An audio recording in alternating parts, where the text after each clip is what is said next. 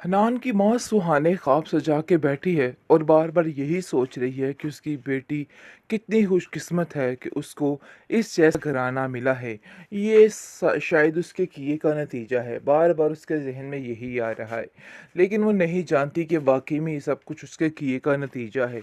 जिस तरीके से इन लोगों ने दूसरों की दुनिया बर्बाद की है और हर चीज़ तबाह करने की कोशिश की है, आज इनकी बहन तबाह बर्बाद होकर रह गई है। उनको कुछ समझ नहीं आ रहा कि आखिर ये सब कुछ क्या हुआ। वो इस बात से हैरान है कि इतना वक्त गुजर गया लेकिन कोई खैर खबर नहीं आई। लेकिन जी आप देखेंगे कि हरान अपनी माँ से कहता है कि निम्मी को अपने घर में खुश और आबाद रहने दीजिए और उसको अपने सारी चीज़ें यानी इंजॉय करने दीजिए। आपको ये बात समझनी होगी क्योंकि ये सब कुछ करने से उसका ध्यान इधर ही बटा रहेगा और मैं ऐसा बिल्कुल भी नहीं चाहता हूँ। तो बेहतर यही है कि उसको अपने घर में सुकून से रहने दिया जाए, लेकिन वो ये नहीं जानते हैं कि इधर लाकर इसका क्या हश्र किया जा रहा है। उसको तरह तरह से जलील किया जा रहा है, हर चीज़ उससे हथियाई जा रही है, क्योंकि इन लोगों का मकसद यही था कि एक बड़ी ही जगह पर हाथ मारें और सारा रुपया पैसा जेवरात लेकर अपने सारे सिस्टम को पूरा किया जाए। किस कदर चालाकी के साथ इन लोगों ने ये सारे मामलात को तय किया। लेकिन आप देखेंगे कि निमी कहती है कि आप लोगों के इस धोखे की वजह से मेरी सारी ज़िंदगी तबाह होके रह गई है। आपको मेरे साथ ये सब कुछ नहीं करना चाहिए था। लेकिन कौन सुनेगा इसकी, क्योंकि इसकी तो वाक़ई में कोई नहीं सुनने वाला है। ये लोग इसको ही ज़लील रुस्वा करेंगे और कहेंगे ये तुम्हारा किया धरा है, जो बहुत चालाक बनती थी और बड़ी खुश थी कि मेरे नसीब तो खुदा ने कैसे लिख दिए, देखो क्या हाल हुआ है तुम्हारा। कैसे फरहान से फैज़ी जो भी बन गया है ये बंदा। लेकिन आप देखेंगे कि हनान भी अंदर ही अंदर सोच रहा है कि उसकी बहन का कोई पता खबर नहीं है। आखिर वो चली किधर गई, उसको कुछ पता नहीं चल रहा और ना ही कुछ समझ कि आ ये रही तो है। मेरे जैसा है, हूबहू बिल्कुल वैसा है। दूसरी तरफ मिनाहिल 99% मान चुकी है और इस बात के लिए हामी भर चुकी है, जिसको देख के वलीद काफ़ी खुश है। लेकिन जी आप देखेंगे कि माजिदा जो है उसके तो रोंगटे खड़े हो जाते हैं जब वो मिनाहिल को ऐसे खुश देखती है। काफ़ी हैरान होती है और कहती है कि आखिर ये मामला कैसे बदल गया। मिनाहिल तुमने कैसे आंखें फेर ली, मुझे तो कुछ समझ नहीं आ रहा कि तुम इतनी जल्दी सब कुछ बदल डालोगी। जिसको सुनकर मिनाहिल कहती है कि मैंने ऐसा कुछ भी नहीं किया, बल्कि ये सब कुछ आपका किया धरा है। आपने ही मुझे मजबूर किया ये सब कुछ करने पे। लेकिन आज मुझे अपने फ़ैसले पे काफ़ी फ़ख्र है, इसलिए मैं बहुत ज़्यादा मुत्तमिन हूँ। लेकिन जी आप देखेंगे कि माजदा इस बात की हामी नहीं भरेगी और बार बार इस बात पर इख्तलाफ करेगी और कहेगी कि मैं तुम्हें इस बेहुरमती की इजाज़त नहीं दे सकती, चाहे जो मर्ज़ी हो जाए। जिसको सुनकर काफ़ी हैरान हो चुकी है अब माजदा। माजदा कहती है कि मुझे तो समझ नहीं आ रही कि तुम इतना बड़ा ढोंग कैसे रचा सकती हो, कैसे अपनी ज़िंदगी में इतना बड़ा तूफ़ान बर्पा कर सकती हो। तो साफ साफ वो भी कह देती है कि मुझे अब आपकी बातों से कोई लेना देना, कोई फ़र्क नहीं पड़ रहा, चाहे जो मर्ज़ी हो जाए। अब मैंने जो सोच रखा है मैं वही करूँगी, इसलिए आपको भी अब परेशान होने की ज़रूरत नहीं है और ना ही मेरे बारे में कुछ भी सोचने की ज़रूरत है, क्योंकि जो मैंने फ़ैसला करना था सो कर लिया है। अब आप मत घबराइए, क्योंकि अब मेरा फ़ैसला पीछे नहीं होगा और हमेशा से जो कर रही हूँ वही रहेगा।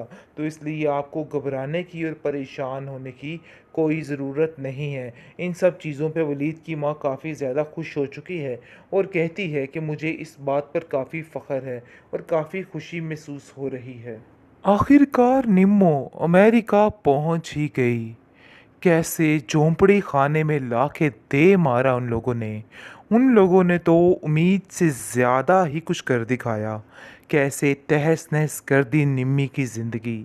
जो कुछ उसकी माँ और उसकी भाई ने किया था दूसरों के साथ, आज उसकी बहन के साथ उससे कहीं ज़्यादा बदतर हो चुका है। उसकी ज़िंदगी में ऐसी ज़िल्लत आई है कि उससे बर्दाश्त नहीं हो पा रही कि आखिर ये सब कुछ कैसे हो गया। उसको यकीन नहीं आ रहा। जैसे उनके आलीशान बंगले से निकलकर वो इस झोंपड़ी में तशरीफ़ लाती है तो वो देख के हैरान हो जाती है। फिरदौस बेगम अपना असली चेहरा दिखाती है और कहती है कि ये है मेरा बेटा फ़रहान, मिलो इससे।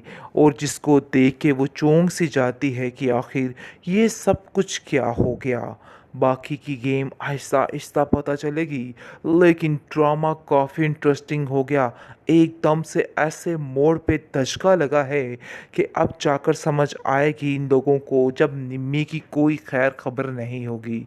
इन लोगों की नज़र में तो निम्मी बाहर हनीमून के लिए पता नहीं किस किस मुल्क में फिर रही है, लेकिन जिस तरीके से झोंपड़ी में ला के दे मारा है इन लोगों ने, वो चीज़ काफ़ी ज़्यादा दर्दनाक लग रही है।